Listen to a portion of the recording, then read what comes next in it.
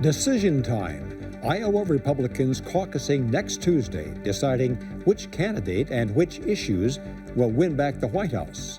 State and national political writers covering the campaign are comparing notes on this edition of Iowa Press. Funding for Iowa Press was provided by Friends, the Iowa Public Television Foundation, Iowa Bankers Association. Iowa banks provide financial services to meet the needs of families, farms, and businesses. More information is available online at myiowabank.com. Iowa Banks, your future, our focus. Iowa Community Foundations, an initiative of the Iowa Council of Foundations, connecting donors to the causes and communities they care about, for good, for Iowa, forever. Details at iowacommunityfoundations.org. For decades, Iowa Press has brought you policymakers and decision makers from across Iowa and beyond. Now celebrating 41 years of broadcast excellence on statewide Iowa Public Television. This is the Friday, December 30 edition of Iowa Press. Here is Dean Borg. These are hectic days for presidential candidates barnstorming the state, persuading Iowans to caucus for them next Tuesday night. Which candidate or candidates will be getting the Iowa boost? Yet uncertain. Iowa Republicans, wanting to pick a White House winner, are weighing both social and economic issues, and polls are showing considerable volatility. We'll be talking about that. We're convening, in order to talk about that, experienced political writers who've been traveling the state with the candidates, seeking their insights. Jeff Zeleny writes for the New York Times. John McCormick for Bloomberg News. Both Jeff and John are former Des Moines Register staffers. And also joining us, Jonathan Martin, senior political reporter for Politico. And also across the table, Iowa-based political reporters, the AP's Mike Glover and Radio Iowa's Kay Henderson. Jeff, this is a campaign for those of us who've been here for the past several months. Extreme volatility, and it seems that it just doesn't cool. It's still very fluid right up to the last minute. So give us a snapshot of where we are now in momentum. I think that's right. I mean, one of the reasons is Republicans are so eager to win back the White House, but they've not been able to quite settle on what sort of flavor they want. We've seen candidates of the summertime, Michelle Bachmann.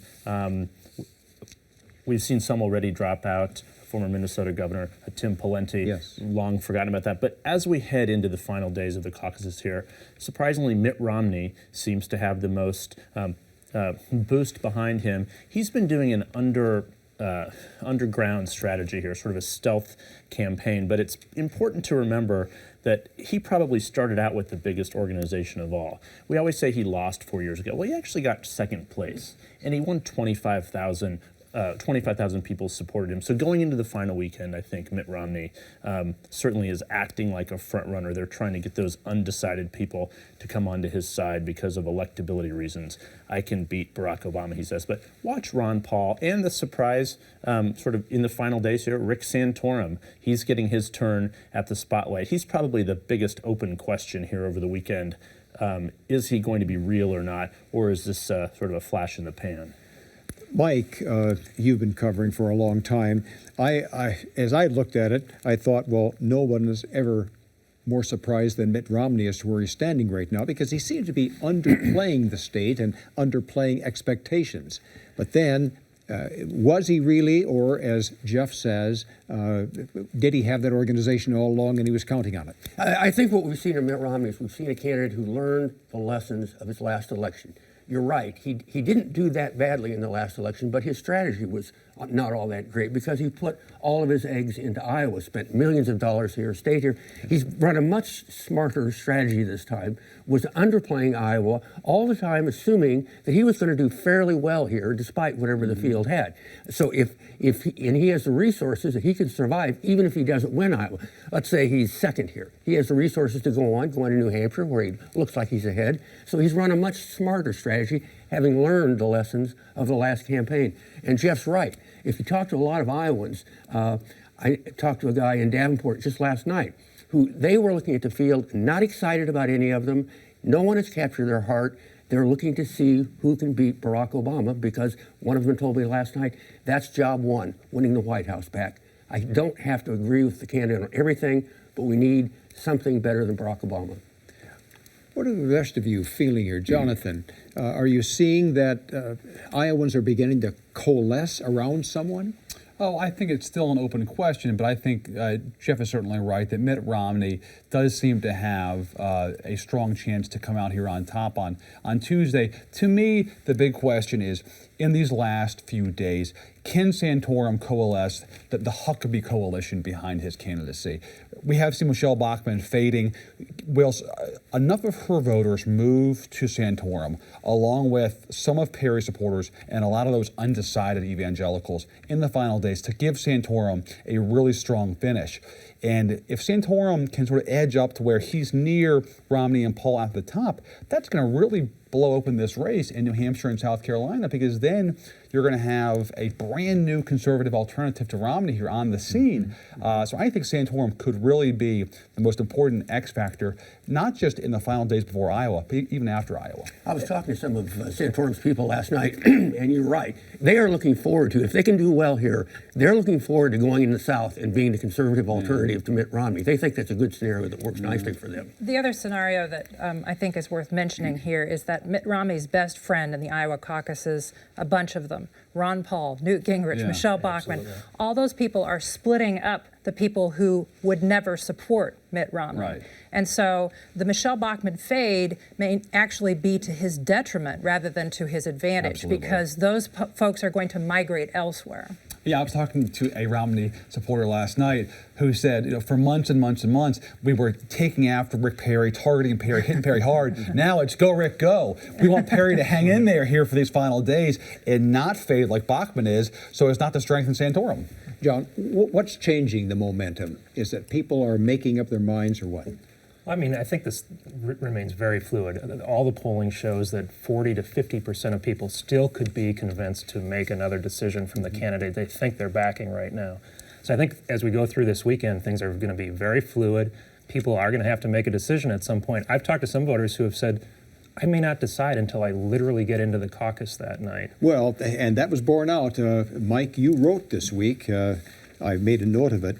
You said, with a large number of undecided voters and even more willing to switch, this election will break late. You're seeming to say people may, on caucus night, be deciding right on the spot. I think there'll be a lot of that on caucus night. I think one of the things that'll be interesting is who puts together the best organization to actually have somebody in a caucus to be an eloquent voice for a candidate, to say this is why you should vote for, let's say, Rick Santorum. Because what will happen is, at a Republican caucus, people will go in, they'll elect a temporary chair, a temporary co-chair, and then they'll all get together and they'll say, okay, any representatives from the candidates who want to make their point. And they'll stand up and they'll make their points. And I think the candidate who's got the best representative in that caucus could very well prevail, because I think a lot of people will make up their minds as they hear those speeches. I think you're right about that. And if Michelle Bachmann does not have, she's had some problems in recent days. Her top, most visible advisor in Iowa, State Senator Ken Sorensen, has defected from her campaign. If she's not able to have people speaking on her behalf in some of these precinct meetings, Mike is absolutely right. If someone gives an eloquent argument for Rick Santorum, that could sort of bring them over to that thing. So caucus night, we're going to have a lot of scenarios going into caucus night. Even before that, I'll get to in just a second, Kay, but in fact, I'll ask you, even before that defection, though, in Michelle Bachmann's campaign, there were calls for her to fold the campaign and throw her to support somebody. What is going on at the 11:30 hour? Exactly. Well, it's a symptom of what has afflicted the social conservatives in Iowa and elsewhere, this cycle. They have a number of candidates from which to choose, and they can't choose one of them. And so at this late hour, you see a surge from Rick Santorum because people think that they can pour their hopes and dreams into him. He has seemed to be an eloquent spokesman in comparison to Rick Perry, who in August they all thought, gosh, this big state governor will be able to support him. He'll be able to carry our standard far. He didn't prove to be able to do it on the debate stage, which made people very finicky about supporting him. The other factor that I think on caucus night will be at play is that people like to vote for a winner. They like to support the winner. And so if Mitt Romney can create this aura of inevitability on this last weekend, I think he will benefit on those private ballots that people make out because they want to tell their friends and neighbors, I voted for the winner. And there's another thing that I've been rattling around the state for a couple of days with Rick Santorum. The guy who's driving Rick Santorum around is named Chuck Lautner. He happens to be the guy who ran the campaign that ousted the 3 Supreme Court justices because of their decision on same-sex marriage. This is a guy who knows organizational Republican politics. And they're spending a lot of time in this final weekend recruiting those precinct captains, meeting with the precinct captains, writing a script for the precinct captains, and doing the organizational things that can pay off. They're betting that Iowa is still a retail state, that these television ads, while they're pretty, we write a lot of stories about them, they're not the thing that's going to move Iowa caucus goers on caucus night. Oh, yes, but those ads apparently moved a lot of people because the negative ads that have been run against Newt Gingrich had an effect on what's happening right now. Yeah, no, absolutely. Gingrich's numbers really have come down in the last, several weeks and months. And the advertising that has gone on in the state has been fairly brutal towards him. Ron Paul has been very aggressive against Newt Gingrich. Romney has been. And that's had an effect. I mean, Iowans are very sophisticated consumers of information, I think. They are watching these ads. They're reading all of our news accounts. They're watching the debate. They watch the debates very closely. And I think that did drive a lot of polling numbers in Iowa throughout the course of the fall. So the advertising is significant, but I totally agree with Mike. I mean, the saying in Iowa has always been organize, organize, organize, and then get hot at the end. And we're going to learn who has organization in this state. I think most of us at the table still believe that does matter. And one thing about ads, Iowans right now are experiencing for the first time sort of ground zero of the super PACs. The influence of super PACs on presidential campaigns was because of a Supreme Court decision in 2010, and it's why the Des Moines Register called it the other day this $10 million campaign here, because it's not just the candidates who are advertising, it's these outside groups that aren't quite affiliated, but pretty closely connected. You have all these former advisors working, and those are the people who are probably responsible, as John said, for really hammering Newt Gingrich. The friends of Romney, friends of Perry. So it's a lot of, it's not clean and nice here, that's for sure. The concern in years past in Iowa among the candidates was always that I don't want to attack my rival in a multi-candidate race because that's going to stand to benefit the third guy. And we saw that here in years past in these fields with half a dozen candidates. That doesn't necessarily apply anymore because of what Jeff said. The candidates can outsource their dirty work and have their their current allies and former staffers at these super PACs go after their top rivals, and then the disclaimer at the end of the ad is paid for by Americans for America, or whatever the groups are. Are you seeing more of that? I seem to be seeing more of that in this campaign. Are you also seeing what you've just talked about? Oh, absolutely. I mean, look, I think if Romney is the nominee, when that story is written, a key chapter, and perhaps even more than a chapter, is going to be the role of what his super PAC did during the course of 1 month here in Iowa, and how they took down Gingrich during December here. And I think you can really look at his poll numbers from the start of this month at the Register to where he's going to be, I think, this weekend. It's a precipitous drop, and it's, I think, in large part because of those TV ads. In terms of the ad wars, I would add also that Ron Paul's ads are far and above the best of the lot here in Iowa, and they have been vicious in regards to the former speaker. Ron Paul himself said, "I need to expose this man."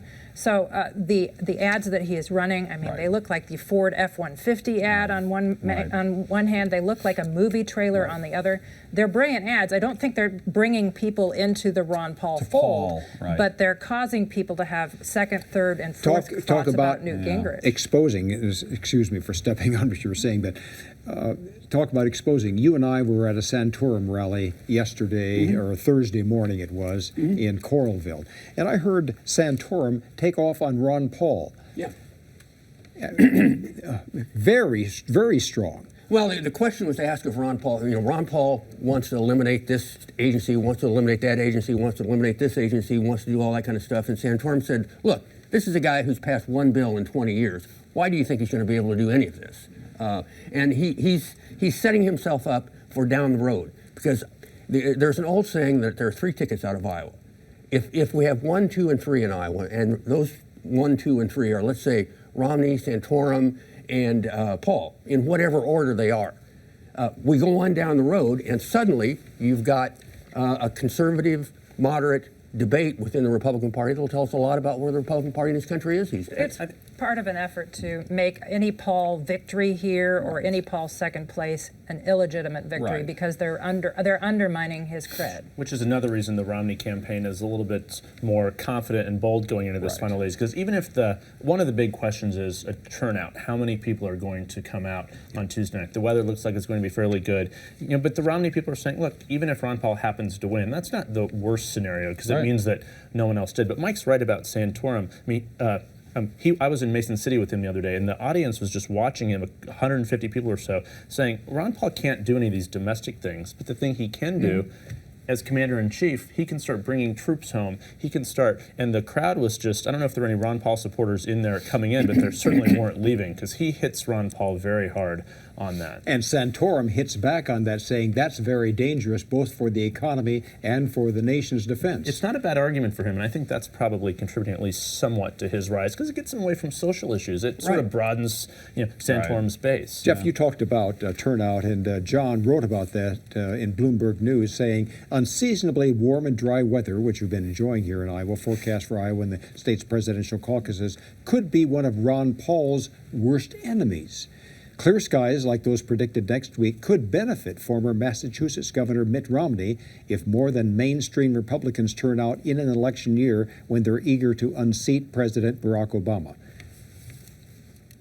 Elaborate. Yeah, well, I mean, turnout is a huge variable here that none of the polls can really detect. You can't measure what the turnout is going to be in a poll, so we don't know. 4 years ago, 120,000 Iowans came out for the Republican caucus. If that number is less, if there were a blizzard, a great thing for Ron Paul. It doesn't look like it's in the forecast, but if that were to happen, it'd probably be great for Paul because his supporters are so committed. They will, walk on coals for him to get to the caucuses. On the other hand, if Republicans are really motivated, they really are excited about challenging Barack Obama, and maybe they are coming around to an electability argument that Mitt Romney's been pushing. If the turnout swells a little bit and more sort of mainstream Republicans turn out, that could be a very good thing for Romney to pick up. And Paul also, I think, does benefit from some Democrats and independents. There's another side of that coin, John. I was talking to a guy in Davenport last night at a Rick Santorum rally. And I said, why are you here? Why are you here on late on a Thursday evening in a senior citizen center? And he looked at me and he said, my wife and I made a commitment to see all of the Republican candidates. Like it or not, one of them is going to be our nominee. Those were his exact words.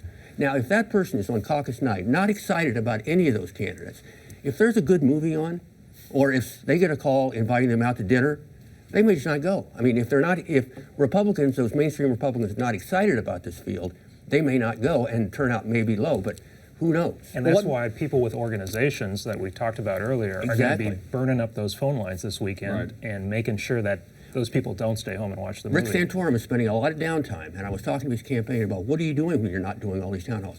They're having private meetings with precinct captains, giving them their scripts, preparing them for caucus night, recruiting new precinct captains, doing all that kind of stuff. I think it's very smart. And that's why I think the smart money is now on Santorum because, as John said, the Iowa mantra is organize, organize, organize, and get hot at the end.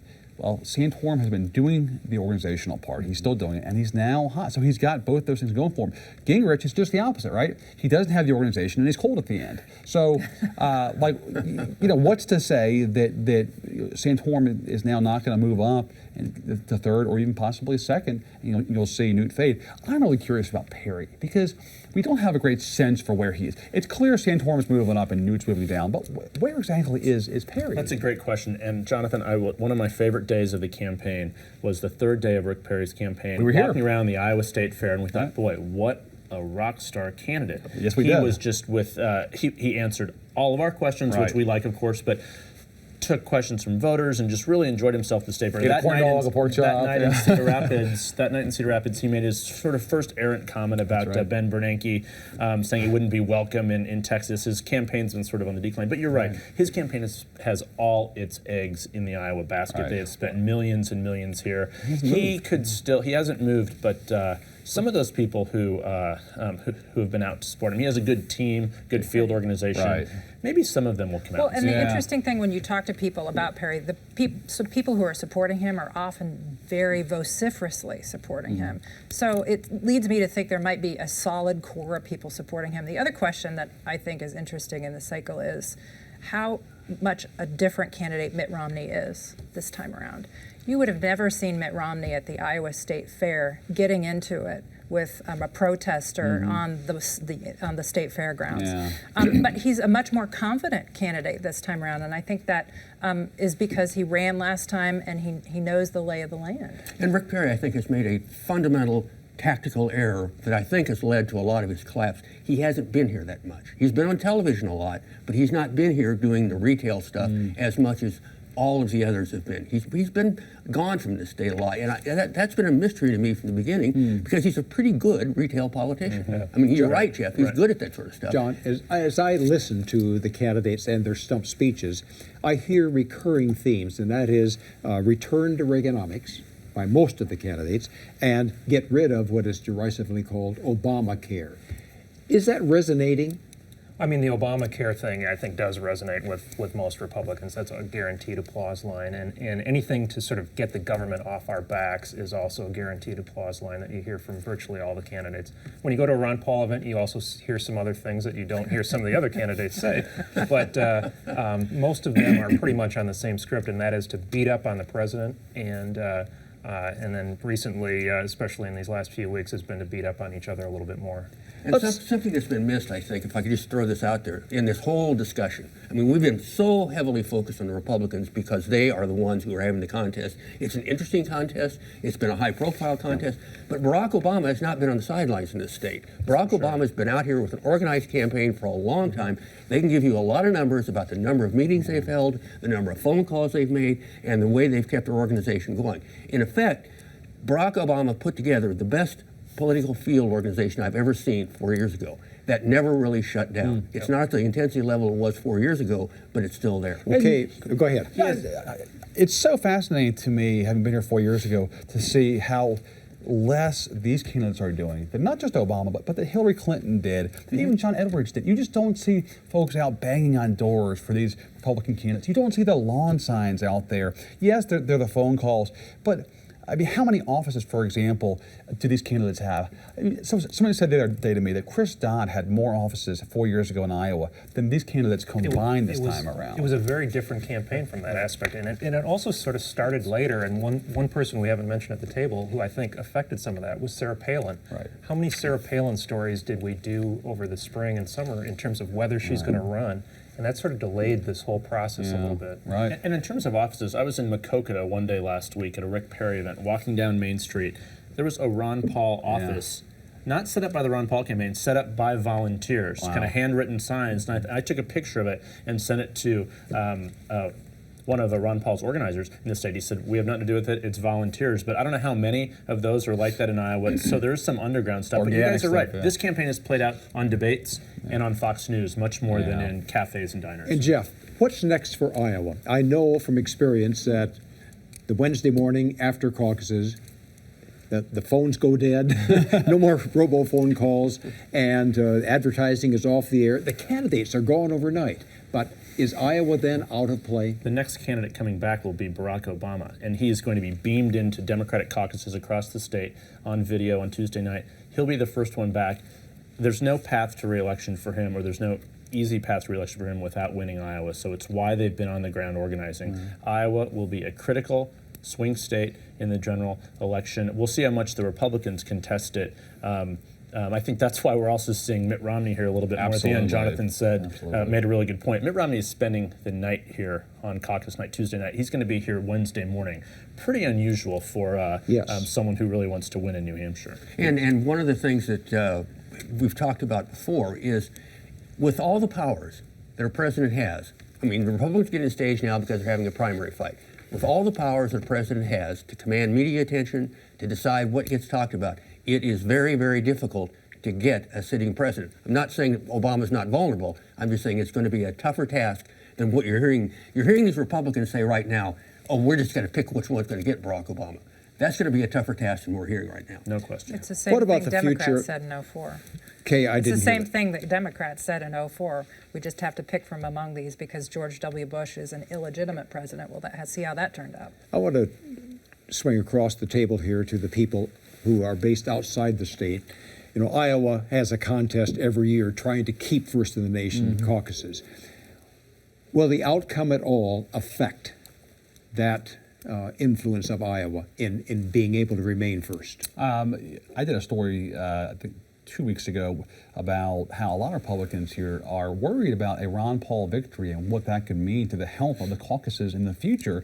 Because, like Kay mentioned a minute ago, there is going to be an intense effort to delegitimize a Ron Paul victory. Well, it was on the backs of Democrats and independents who caucus night changed the registration for 2 hours, and then we'll change it back. So I think that is potentially a challenge going forward. Is, well, if somebody like Ron Paul, with a intense but fairly narrow base of support, can really come in here and organize and win this thing, then 2016, 2020, why are mainstream governors and senators going to come back here if they just can't do what Paul could do? Santorum had a great line the other day about Ron Paul. He acknowledged there's anger in the electorate. Unemployment is up. People are unhappy. People are angry. He said, if you want to stick it to the man, don't vote for Ron Paul. If you vote for Ron Paul, the only person you're sticking it to is the Republican Party. And if President Obama wins re-election, there's going to be a Republican Ronald Reagan dinner in November of 2012. Some aspiring Republican candidate will come here. There's no place else to go till the rules change.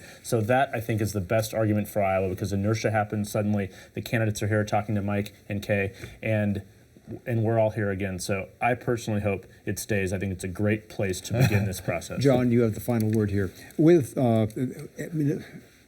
Predict who might win in Iowa, and will they have legs outside Iowa? Boy, I don't want to make predictions, but I think if you're Mitt Romney, you really have to like how this final week is playing out.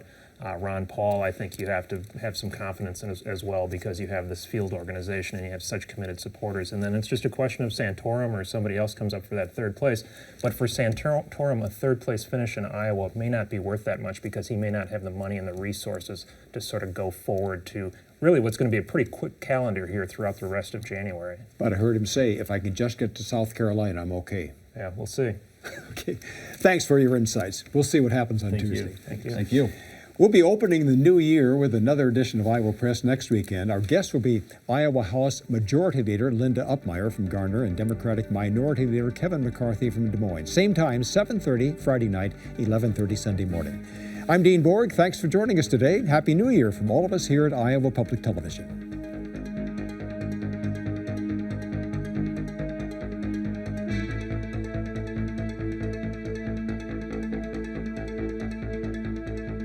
Archive editions of Iowa Press can be accessed on the World Wide Web.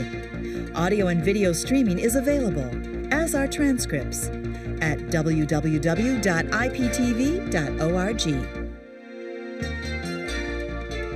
Funding for Iowa Press was provided by Friends, the Iowa Public Television Foundation, Iowa Bankers Association.